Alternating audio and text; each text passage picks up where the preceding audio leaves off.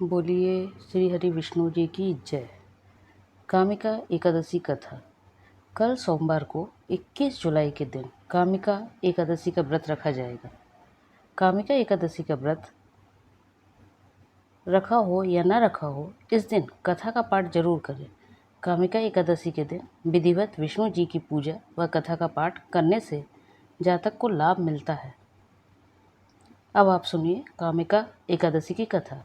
अर्जुन ने कहा, हे प्रभु, आप मुझे श्रावण माह के कृष्ण पक्ष की एकादशी की कथा सुनाने की कृपा करें।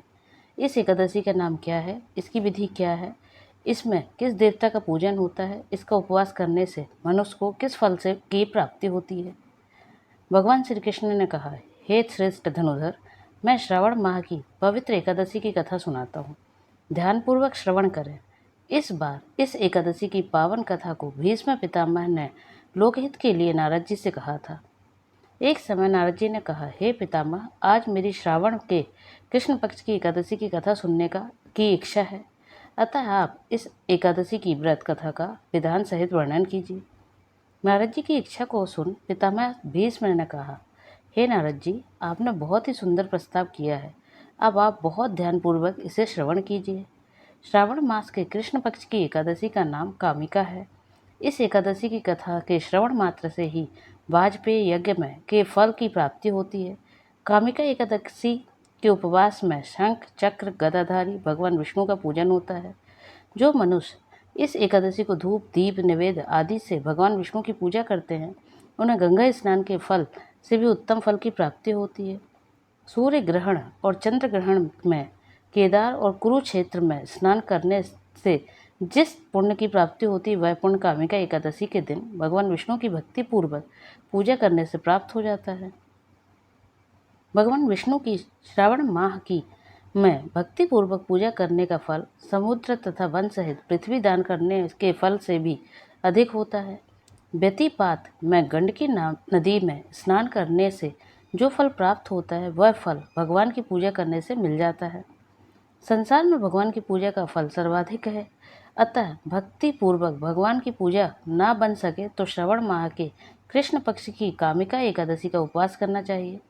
आभूषणों से युक्त बछड़ा सहित गोदान करने से जो फल प्राप्त होता है, वह फल कामिका एकादशी के उपवास से मिल जाता है।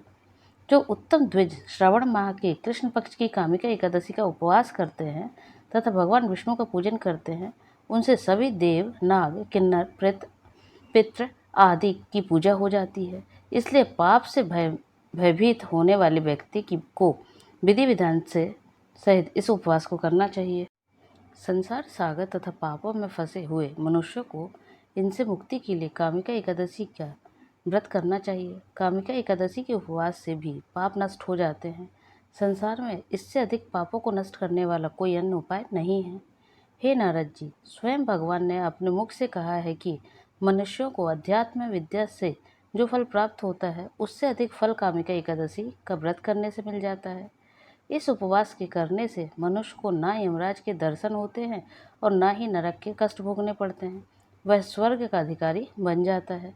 जो मनुष्य इस दिन तुलसी दल से भक्ति पूर्वक भगवान विष्णु का पूजन करते हैं, वे संसार सागर में रहते हुए भी इस प्रकार पृथक रहते हैं, जिस प्रकार कमल पुष्प जल में रहता हुआ भी जल से पृथक रहता है। तुलसी दल से भगवान श्री हरि का पूजन करने का फल एक बार स्वर्ण तथा 4 बार रजत दान के फल के समान है। भगवान विष्णु रत्न मोती मणि आदि आभूषणों की अपेक्षा तुलसी दल से अधिक प्रसन्न होते हैं। जो मनुष्य प्रभु का तुलसी दल से पूजन करते हैं, उनके सभी पाप नष्ट हो जाते हैं। हे नारद जी, मैं भगवान की अति प्रिय श्री तुलसी जी को प्रणाम करता हूँ। तुलसी जी के दर्शन मात्र से मनुष्य के सभी पाप नष्ट हो जाते हैं तथा शरीर के स्पर्श मात्र से मनुष्य पवित्र हो जाता है। तुलसी जी को जल में से स्नान कराने से मनुष्य की सभी यम यातनाएं नष्ट हो जाती हैं। जो मनुष्य तुलसी जी को भक्तिपूर्वक भगवान के श्री चरण कमलों में अर्पित करता है, उसे मुक्ति मिलती है। इस कामिका एकादशी की रात्रि को जो मनुष्य जागरण करते हैं तथा दीप दान करते हैं, उनके पुण्यों को लिखने में चित्रगुप्त की भी असमर्थ है। एकादशी के दिन जो भगवान के समक्ष दीपक प्रज्वलित करते हैं, उनके पितर स्वर्गलोक में अमृत का पान करते हैं।